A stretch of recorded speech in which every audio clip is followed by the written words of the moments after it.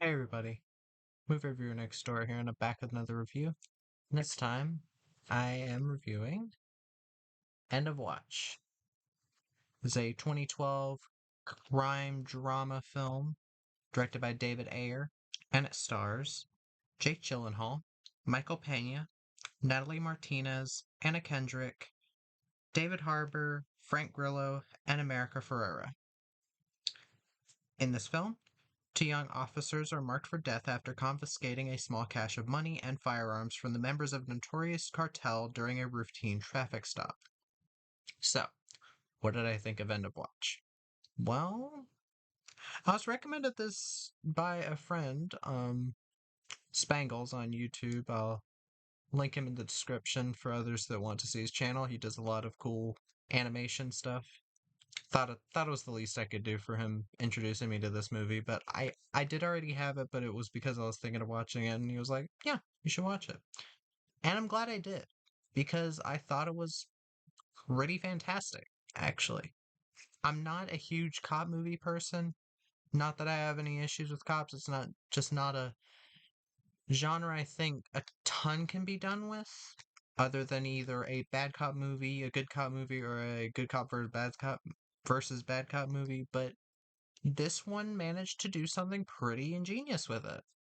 But I'll get to that after I get to the cast.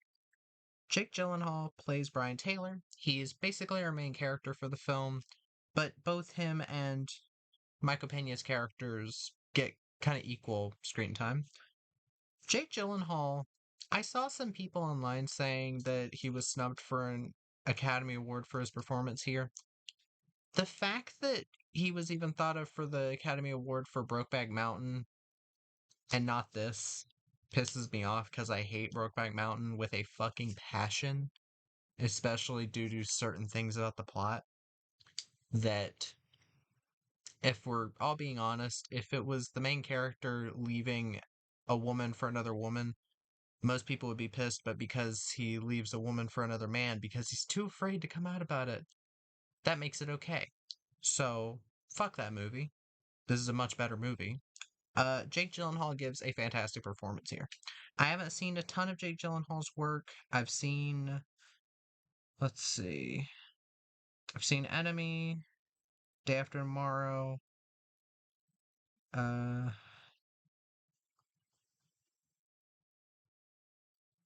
yeah, at the top of my head, I have not seen a lot of his stuff, but I do think he really gets down a very realistic character that doesn't feel like just writing. A lot of this feels ad-libbed, and that's what it should feel like, because it's supposed to be a realistic portrayal of being a police officer. Um, and he really did a fantastic job here. Michael Pena as Mike Zavala, excuse me, my eyes are fading. He also gives a pretty fantastic performance. Sorry, I'll turn that off. And Michael Pena is not an actor I'm usually super happy to see. And when I saw that he was in this, I was a bit hesitant. But I do think he knocked it out of the park still. I think these two together, Jake Gyllenhaal and Michael Pena, really work together. It feels like there is a genuine bond. They act like brothers for the most part, and it really brings a lot of realism to the film. Natalie Martinez plays Gabby Zavala, who is Michael Pena's wife, or excuse me, Mike's wife. She's good. She's not in the film that much. It's mostly their movie. Anna Kendrick plays Janet Taylor, who basically gets engaged to Brian. She's good. She has a few scenes that I liked. David Harbour plays Van Houser, who is a kind of a no nonsense kind of asshole cop. He plays that well. Frank Grillo plays Sarge, their sergeant, I'm guessing. I'm gonna say. Um, he's good at that role. I've always liked Frank Grillo. And America Ferrera as Officer Orozco. I thought this at first. I was like, this is kind of weird casting because America Ferrera is. If anybody recognizes her, she was in Ugly Betty, and I guess recently she was in the Barbie movie. I didn't watch it, not interested. But she actually doesn't do a bad job as a cop. I actually liked her. But here's the thing, when you go into this movie for the first 30 odd minutes, you might think, oh, it's just every other cop movie. Now, you could go in saying it is every other cop movie even after seeing the first 30 minutes. I can understand that. As someone who doesn't watch a ton of cop movies, this one really connected with me.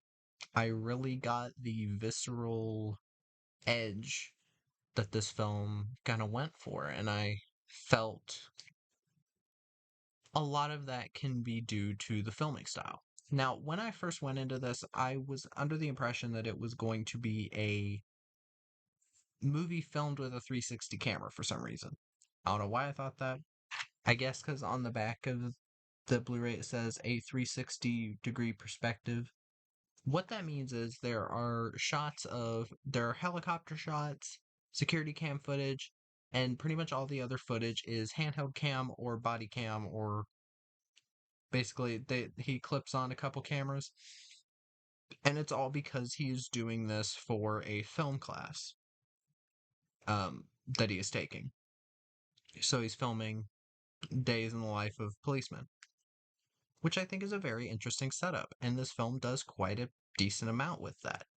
It gives us a lot of shots that you haven't really seen in a ton of other films. The cinematography is still very good. It still has establishing shots, but that can be explained with helicopters filming buildings and all that. But I think it actually sticks with the gimmick pretty well. It doesn't feel like they cheated a lot of it. The only thing I will say is a bit weird is the cartel, who are basically our villains of the film. This leader of a cartel, trying to make a name for herself, and all these other people, just has somebody like recording her, and I guess it's for her own personal reasons. They never really explain it. I don't think it needs explaining. It just seemed a bit off. But this film really did get a lot of emotions out of me. It's, for one, it keeps up the pace. Sorry, the camera's freaking up. It keeps up the pace, never really drops the pace, and never gets slow or sluggish. Um, it's exciting. It's got some really well done action scenes, and I do want to talk about them more, but it has a lot of genuinely funny moments between Michael Pena and Jake Gyllenhaal's characters, and at this quinceañera, or no, the engagement party for Anna Kendrick and Jake Gyllenhaal's characters. What's her name again?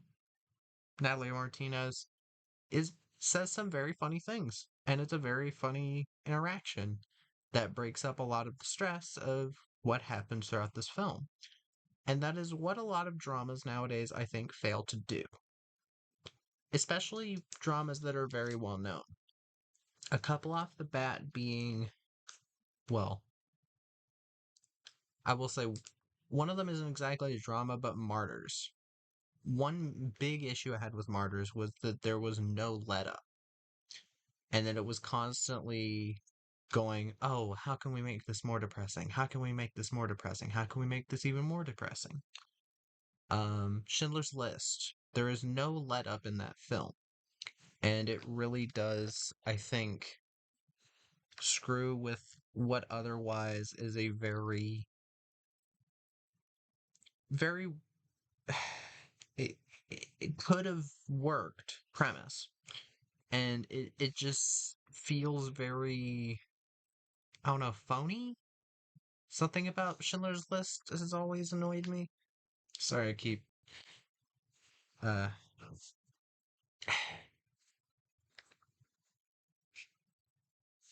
I have to there. The camera keeps fucking up. But the the whole this film fixes an issue I have with a lot of films, where it feels like they think, oh, the best way to make this film get notoriety is by making the audience depressed. Now, there are films that are very dark that I love. Children of Men, for instance, is a very dark film with a satisfying conclusion, but also of kind of a downer conclusion. But that film worked because you actually cared about the characters and you got the feeling that that there were enjoyable characters there. And then there's other films where every character is an asshole. I've heard some people describe this film as that, and they say that David Ayer doesn't know how to write characters. I don't agree. Like, just a real quick talk about David Ayer, and then I'll get into the whole action part of it. I have not seen a lot of David Ayer's films. I have seen this and Sabotage, and I might have seen Suicide Squad. Sabotage, multiple times, David Ayer has struck a deal with a bigger studio, and then they're like, oh yeah, we're going to re-edit your film, and everything you say in the behind the scenes from the original cut is now going to be you were now going to be taken out of context to say that you were talking about our cut of the film. Sabotage with Arnold Schwarzenegger. Originally, when I saw it, I didn't mind it, but now with that knowledge, I can really tell that there's a lot missing, especially in the way it's set up for the ending of the film and set up for a lot of things, and there's very obviously a lot of reshoots, and it does really mess with the film. Uh, Arnold Schwarzenegger still does a great job in that film, but a lot of the characters in that film are also not that enjoyable to watch because most of them are just assholes. Um, and you can really tell, again, once you know that it was originally a 3-hour cut instead of the hour and 49-minute cut we got, you can really understand why I'm pissed about it. Same thing happened with Suicide Squad. It was taken from him, re-edited. They kept his name on the project.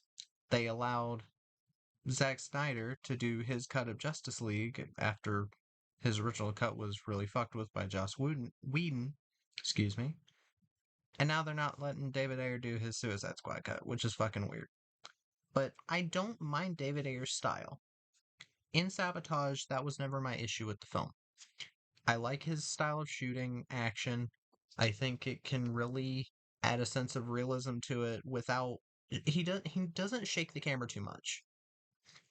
And it's the same thing in this film. I think the action, the way that the cameras shake during the action feels more real than something like the Bourne films, where it seems like they're shaking the cameras to hide the fact that they don't have any fight choreography, or the fight choreography just isn't that good. But here, instead, it gives it a visceral, brutal edge, and I think that's a very interesting way of doing it. This film successfully uses shaky cam. Who would have thought?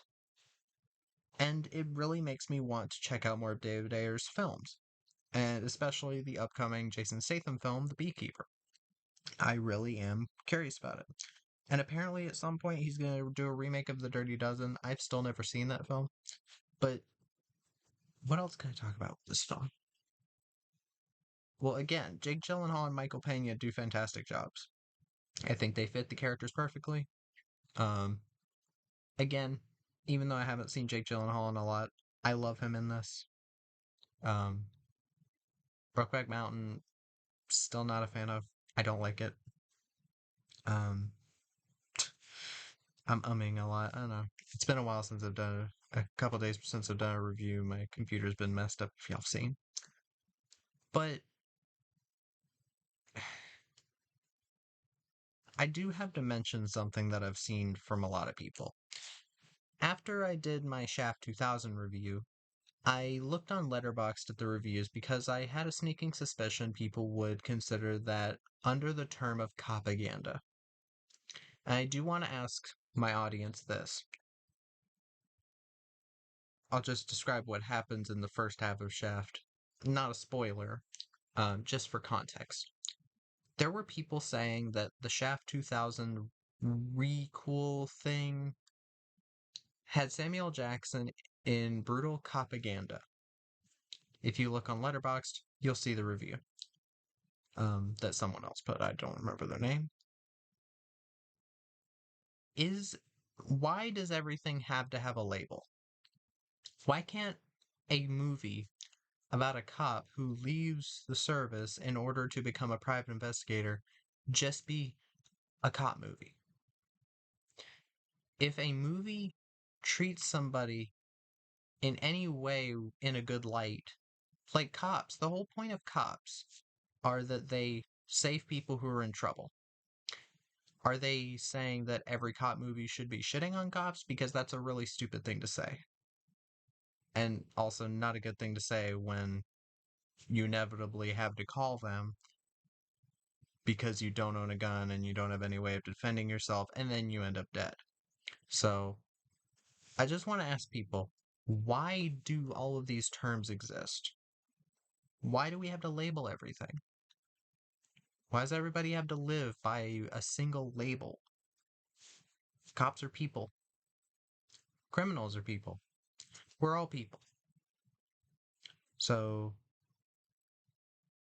I guess what I'm asking is, this isn't propaganda, but Shaft is a movie where a cop ends up leaving the force to do things his own way. That that term just really shouldn't exist. It just feels like a lot of people, to personally, it feels like a lot of people looking for something to complain about. But whatever. I loved this film. I hope others will watch it. One of the few times I've agreed, well, one of the more recent times I've really agreed with the critics, because this has a 3.7 out of 5 on Letterboxd. I agree with that. And I hope others will watch it if they haven't. So that was my review of End of Watch. If you've seen the film, let me know what you thought about it in the comments. If you have any requests, put those in the comments as well. And Movie Reviewer Next Door out.